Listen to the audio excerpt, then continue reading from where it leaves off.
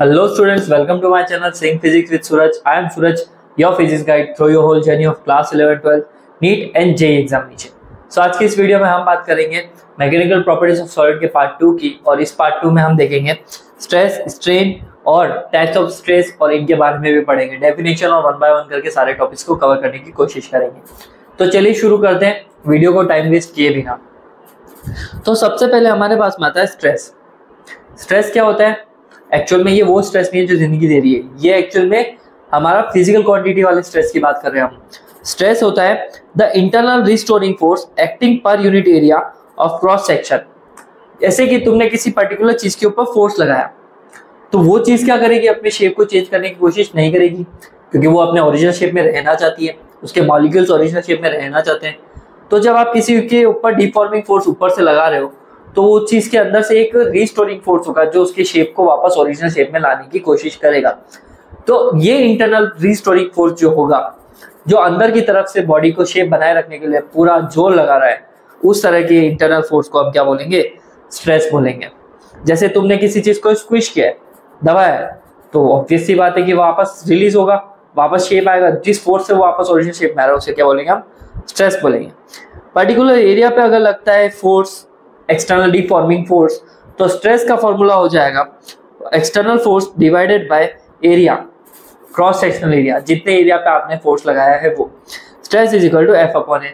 Force का dimension क्या होगा, इसका यूनिट क्या होगा, वो देख लेते हैं एक बार के लिए। स्ट्रेस का फॉर्मूला आया एफ अपॉन ए। फोर्स का होता है न्यूटन और इसका हो जाएगा मीटर स्क्वायर, तो इसकी यूनिट बन जाएगी न्यूटन मीटर स्क्वायर, और इसकी सीजीएस बन जाएगी डाइन पर सेंटीमीटर स्क्वायर। डायमेंशन क्या हो जाएगा? m1 l1 t-2, तो फोर्स का हो गया, और यहाँ से आ जाएगा हमारे पास में l2, ये यहाँ से घट गया, तो हमारा डायमेंशन आएगा m1 l-1 t-2। तो this is our dimension of stress. ठीक है, याद कर लेना, बहुत ही कॉमनली फ्रिक्वेंटली पूछा जाता है क्लासेस में, स्ट्रेस का डायमेंशन क्या है। At equilibrium restoring force is equal to the magnitude of external force.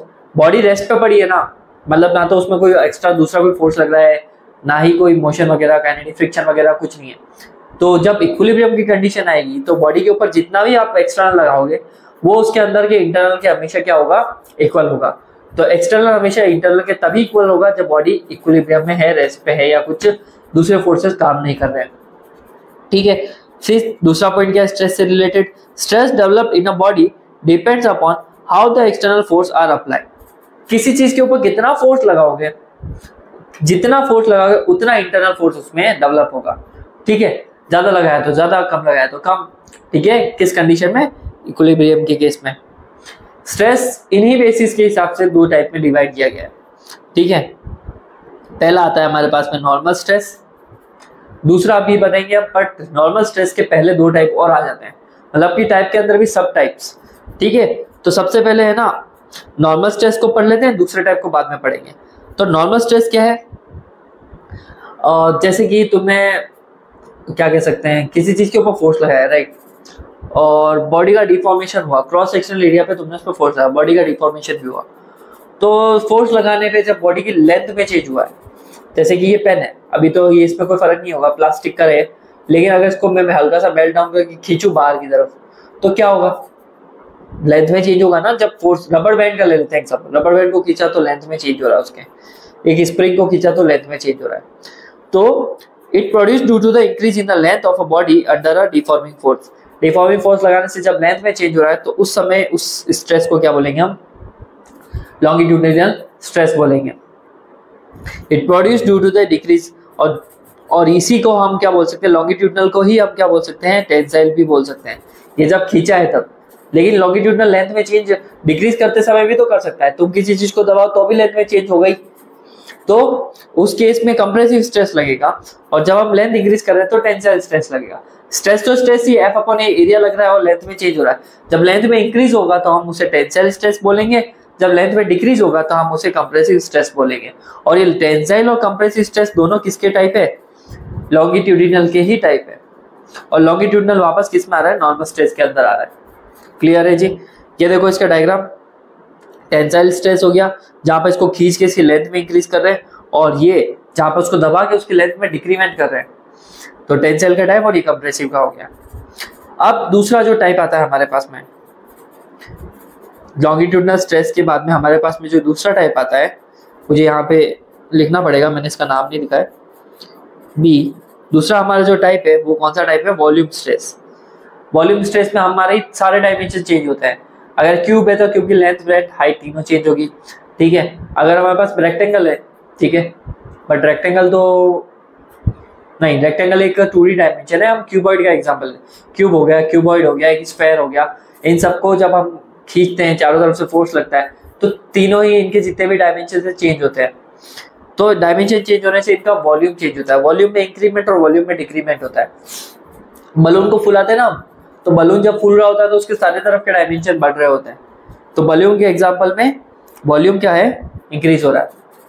Balloon से हवा रिलीज करो तो वॉल्यूम क्या होता है, डिक्रीज हो रहा है। इसको क्या बोलेंगे हम, volume state. It occurs in solid liquid gases, it produce change in volume, density and deforming force is applied to normal to the surface at the point. इसमें डिफॉर्मिंग फोर्स हमेशा क्या लगेगा, नॉर्मल लगेगा, आपका क्रॉस सेक्शनल एरिया के normal लगेगा। Done है जी, कोई दिक्कत नहीं है। शेप का साइज इंक्रीज हो सकता है, डिक्रीज हो सकता है, बलून का फैलना, बलून का सिकुड़ना, बेस्ट एग्जांपल। ये वॉल्यूम स्ट्रेस का एग्जांपल हो गया। अब हमारा जो दूसरा मेन टाइप आता है, अभी हम पहले के अंदर जितने भी सब पार्ट्स थे नॉर्मल स्ट्रेस के अंदर सब पढ़ लिया। दूसरा जो टाइप आता है हमारा आता है वो शेयरिंग स्ट्रेस आता है। शेयरिंग स्ट्रेस, टेंजेंशियल भी बोल सकते हो तुम इसे, ठीक है। शेयरिंग स्ट्रेस को कैसे समझ सकते हैं हम, जब किसी चीज की दो लेयर्स पे फोर्स लगता है और नीचे वाली लेयर्स फिक्स है। रुको मैं आपको इसको एक एग्जांपल से समझाता हूँ, एक बुक लेके समझते हैं हम, ठीक है। हमारे पास में क्या है, एक बुक है, ठीक है। अब हम क्या करेंगे, इस बुक को क्या करेंगे, फोर्स लगाएंगे, ठीक है। तो एक सरफेस नीचे वाली क्या करनी है, हमें फिक्स करनी है, ऊपर वाली सरफेस पे फोर्स लगाएंगे। तो देखो जब इस पे फोर्स लग रहा है तो क्या इसकी लेयर्स मूव हो रही है, लेयर्स आगे पीछे मूव हो रही है, मतलब नीचे वाली फिक्स है। ये देखो थोड़ा सा लेयर्स मूव हो रही है कि नहीं हो रही है, मतलब ये सीधा था बट फोर्स लगाने से ये लेयर्स टेढ़ी हो गई। क्लियर। तो यहाँ पे हमारे पास में क्या है, एक एंगल बन गया। पहले लेयर ऐसी थी, लेयर्स तो सीधी है बट इसका एंगल क्या था, सीधा। बट जब हमने इसको ऐसा किया तो एंगल क्या हो गया, टेढ़ा, ऐसे से ऐसा हो गया, राइट। तो ये एंगल बनता है, इसको हम क्या कहते हैं, फाई से डिनोट करते हैं। किसी किसी जगह पे फाई से भी डिनोट कर सकते हैं। यहाँ पे ये एंगल तो फाई हो गया।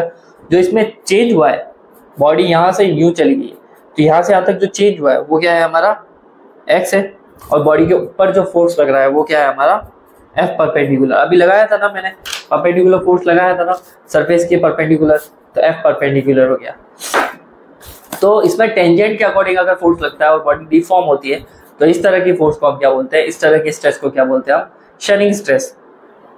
It comes into a picture when a successive layers of solid moves on each other। जिस तरह से इस बुक के पेजेस एक दूसरे के ऊपर लेयर चली थी, तो उसमें रिलेटिव मोशन की वजह से, रिलेटिव डिस्प्लेसमेंट की वजह से बॉडी का शेप चेंज हुआ है। बॉडी ऐसी थी और बॉडी थोड़ी सी टेढ़ी हो गई, तो इसको हम क्या बोलेंगे, शेयरिंग स्ट्रेस बोलेंगे, स्ट्रेस बोलेंगे। क्लियर है जी यहाँ तक। चलो, तो हमारा नॉर्मल स्ट्रेस और शेयरिंग स्ट्रेस का कम एक्सप्लेनेशन हो गया। अब क्वेश्चन, बहुत कॉमनली क्वेश्चन पूछा जाता है, what is the difference between stress and strain, sorry pressure and stress. क्योंकि प्रेशर का फॉर्मूला भी क्या होता है हमारे पास में, एफ अपॉन ए, स्ट्रेस का फॉर्मूला भी क्या आ रहा है, एफ अपॉन ए। तो डिफरेंस क्या हुआ, जब दोनों ही क्या है हमारे पास में, एफ अपॉन ए है। बात समझ में आ रही है। तो देखो एक तो चीज है, pressure is always normal to the area. Pressure हमेशा एरिया के नॉर्मल लगेगा। जैसे कील ठोकते हैं हम तो वो भी 90 डिग्री पे ठोकते हैं, कुछ भी करते हैं हम तो 90 डिग्री पे अगर प्रेशर लग रहा है यहाँ से सीधा तो प्रेशर है। स्ट्रेस कैन बी नॉर्मल और टेंजेंशियल, ये नॉर्मल भी हो सकता है, टेंजेंशियल भी हो सकता है। दूसरा, ये हमेशा कंप्रेसिव नेचर का होता है प्रेशर, लेकिन ये कंप्रेसिव भी हो सकता है और टेंसाइल मतलब कि एक्सपांड करने वाले में भी हो सकता है। तो ये दो मेजर डिफरेंसेस है जो बताते हैं कि किस तरह से हमारा प्रेशर जो है स्ट्रेस से है बिल्कुल अलग। ठीक है, अब आता है हमारे पास में स्ट्रेस का भाई। स्ट्रेस का मतलब कि कह सकते हो कि स्ट्रेस की वजह से ये क्रिएट होता है। अगर स्ट्रेस नहीं है तो स्ट्रेन आएगा ही नहीं। बात समझ में आ रही है? होता है ना भाई, तू चल रहा है तो मैं भी चलूंगा, उस तरह से क्या है यहाँ पे अगर स्ट्रेस है तो स्ट्रेन भी होगा। तो पढ़ लेते हैं व्हाट इज द स्ट्रेन। तुमने किसी चीज पे स्ट्रेस लगाया तो उसका शेप और साइज चेंज होगा कि नहीं हुआ? होगा। बात समझ में आ रही है? अगर किसी चीज को खींचा है, किसी को दबाया तो उसका शेप और साइज चेंज होगा। हो सकता है उसकी लेंथ में चेंज हो सकता है उसके वॉल्यूम में चेंज हो सकता है उसके वॉल्यूम के अलावा एरिया में चेंज हो। तो इस तरह के चेंजेस, तो ओरिजिनल जो उसके डायमेंशंस है और जो चेंज हुआ है, बात समझा रहा हूं मैं कि पहले 5 सेंटीमीटर की कोई चीज थी, तुमने उसको खींचा है, वो 6 की हुई, तो चेंज कितने का हुआ? 5 से 6 पे गए 1 सेंटीमीटर का चेंज हुआ, सॉरी 5 से 6 पे गए तो 1 सेंटीमीटर का चेंज हुआ। 5 सेंटीमीटर थी और 6 सेंटीमीटर कर दिया तो चेंज कितना हुआ? 1 सेंटीमीटर। ये जो चेंज है divided by original length, original क्या थी 5, तो 1/5। तो जब आप चेंज से चेंज का रेशियो निकालते हो तो this ratio is known as the strain. ठीक है, this ratio is known as the strain. अब पढ़ लेते definition.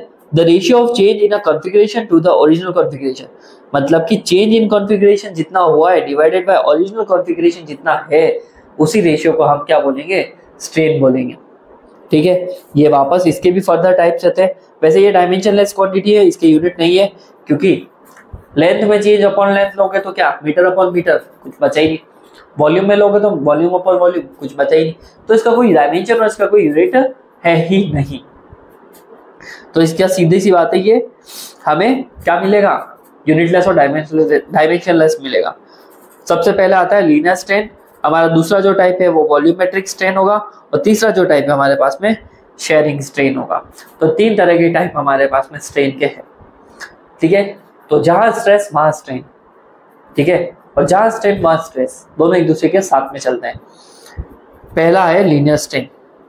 If the deforming force produces a change in a length and the strain produced in the body is called the linear strain। जब आप किसी चीज को खींच के उसकी लेंथ में चेंज लेके आ रहे हो, तो लेंथ और लेंथ का जब रेशियो हम उनका कंसीडर करेंगे तो उसे हम क्या बोलेंगे? क्या बोलेंगे उसे? लीनियर स्ट्रेन बोलेंगे, लॉन्गिट्यूडिनल स्ट्रेन भी बोल सकते हो तुम इसे। ठीक है, मेरे पास में एक बॉडी है, बॉडी ए और बॉडी बी। जब बॉडी बी को हमने, सॉरी यहाँ पे हमारे पास में एक ही बॉडी है, सॉरी ए बॉडी है, और इसको जब हमने फोर्स लगा के खींचा है तो इसकी लेंथ एल से क्या हो गई? एल, और लेंथ में चेंज कितना हुआ? Del L. बात समझ में आ रही है? तो चेंज इन लेंथ आ जाएगा ऊपर और नीचे आ जाएगा ओरिजिनल लेंथ, तो डेल एल अपॉन एल क्या आ जाएगा हमारे पास में? लीनियर या फिर लॉन्गिट्यूडिनल स्ट्रेन। ठीक है, ओरिजिनल में चेंज और ओरिजिनल उसका ही रेशियो होता है हमारे पास में। Linear strain is the direction of a deforming force is all called longitudinal. अगर तुमने इस तरह से लगाया तो उसे लॉन्गिट्यूडिनल बोलेंगे, बट अगर परपेंडिकुलरली लगाया तो उसे हम क्या बोलेंगे? परपेंडिकुलरली वाले को क्या बोलेंगे हम? लेटरल बोलेंगे। इसको एक एग्जांपल से समझते हैं। ये रबड़ की स्ट्रिप दिख रही है डायग्राम में, रबड़ की स्ट्रिप को हम खींच रहे हैं, तो रबड़ की स्ट्रिप खींचेंगे तो लेंथ में चेंज हो रहा है, इस तरफ खींचा है इसी में चेंज हो रहा है, तो ये लॉन्गिट्यूडिनल हुआ। बट साथ साथ में डायमीटर कम नहीं होता है क्या किसी चीज का? एक रबड़ बैंड लो, उसको खींचा है तो रबड़ बैंड के थ्रू वो रबड़ बैंड पतला नहीं होगा, तो इसे हम क्या बोलेंगे? लेटरल स्ट्रेन बोलेंगे। यहाँ पे आप देख सकते हो चेंज इन डायमीटर है, वो चीज पतली हो रही है, और ये जो इंक्रीमेंट हो रहा है उसे क्या बोल रहे हैं हम? लॉन्गिट्यूडिनल। मतलब कि इस डायरेक्शन में अगर लगा रहे हैं हम तो ये लॉन्गिट्यूडिनल है, और इस डायरेक्शन में अगर हमें मिल रहा है तो वो क्या है? लेटरल है। ठीक है, लेटरल का फॉर्मूला होता है change in diameter upon original diameter. तुम रबड़ बैंड को खींचो तो वो पतला होगा ही होगा, तो डायमीटर भी चेंज अपॉन डायमीटर, ये अपना क्या हुआ? लेटरल। और लेंथ वाला केस में हम उसको लॉन्गिट्यूडिनल बोलेंगे। क्लियर है जी? अब डेफिनेशन सारी सेम है, जैसे कि वॉल्यूमेट्रिक स्ट्रेन क्या है? जिस तरह से वॉल्यूम में चेंज होगा डेल वी अपॉन वी।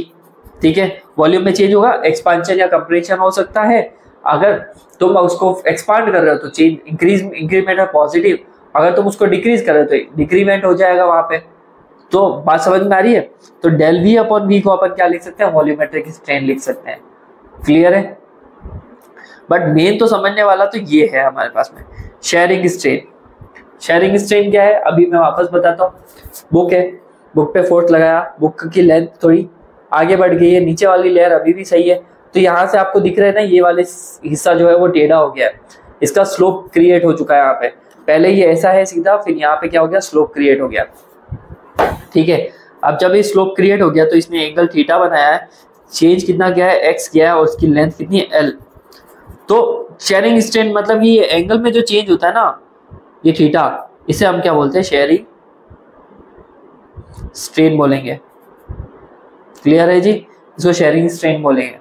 तो शेयरिंग स्ट्रेन का फॉर्मूला आता है change in a length x upon original length, x upon l का जो रेशियो है हमारे पास में वो शेयरिंग स्ट्रेन है।